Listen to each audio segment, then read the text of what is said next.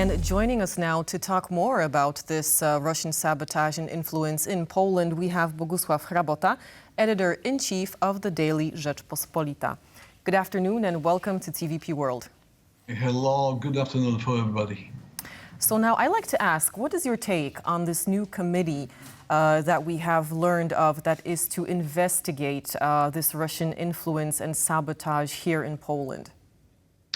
First of all, I'm pretty happy that it's not a parliamentary commission, but the government commission will have no more theater in television, in Polish media, but I mean a strict and professional effort of investigators of the real dangers coming from the East. So no more rumors, no more theater, no more propaganda, but really tough and solid job of investigators trying to reveal what is the real scale of the dangers coming with espionage and sabotage from the East.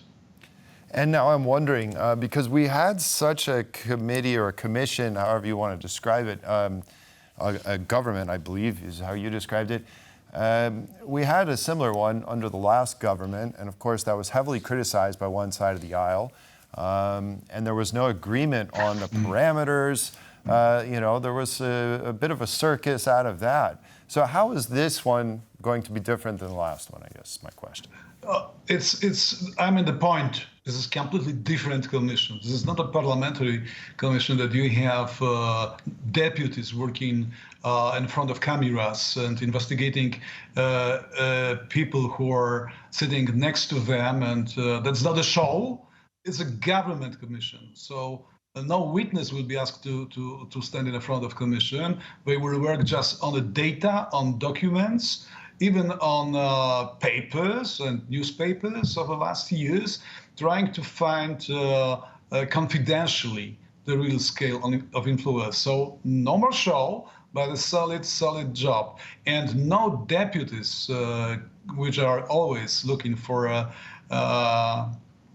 theater, political theater, but experts chosen and pointed out by ministries from Polish government. So, and also the term is just important, because Prime Minister said that he's waiting for the first report by mid-June, means after elections. So probably it will be not involved in the process of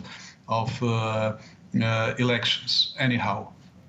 Right now, do you think that this commission will be accepted by all sides of the aisle? Would you be able to call it bipartisan? No, it's government commission, so opposition has no right to contest it. And of course, I believe that everybody in this country, and not only here, also in Europe, understand the real need of having such a commission, because of course, we have intelligence services, we have police, we have prosecutors, courts, etc. But some of the influence is unrevealed, and it goes on the level of governing institutions, powers. So this commission is just to investigate it precisely from the other angle.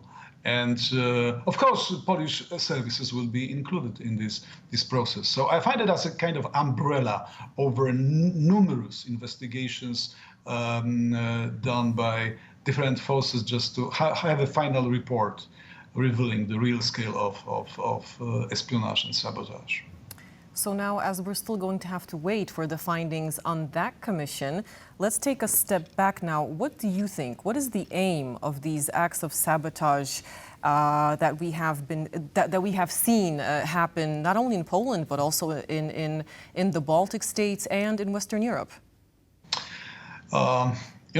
This information are confidential. It's not easy to be pretty close to facts. We have some, let's say, concept that probably, for example, a big fire a couple of days ago in Marywilska Street in Warsaw was provoked by Russians. It was a kind of act of sabotage, but we have no proofs about it. What we know for sure is that we have millions, even not millions, but hundreds of millions of hacker attacks in Polish internet sphere, and cybersecurity, that's the number one from this point of view as a matter. So we have a war, and it's nothing very special for me as an expert in media that from the beginning of the conflict in Ukraine, even from 2014, not 2022.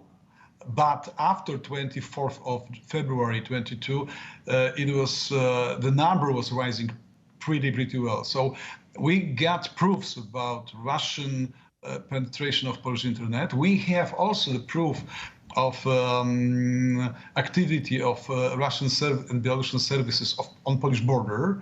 Even today, Tusk said 90% of the people who cross the border from the East, they have Russian visa, means that Russian government is engaged in this transfer of refugees or semi-refugees from the East. But what about, espionage activities and sabotage? Our knowledge is limited. We are sure it is, and but that's a time for the mobilization of Polish services just to work on and reveal these acts. Surely. Well, Bogusław Chrabota, Editor-in-Chief of Rzeczpospolita, thank you very much for joining us today. Thank you. Have a good day. Thank you.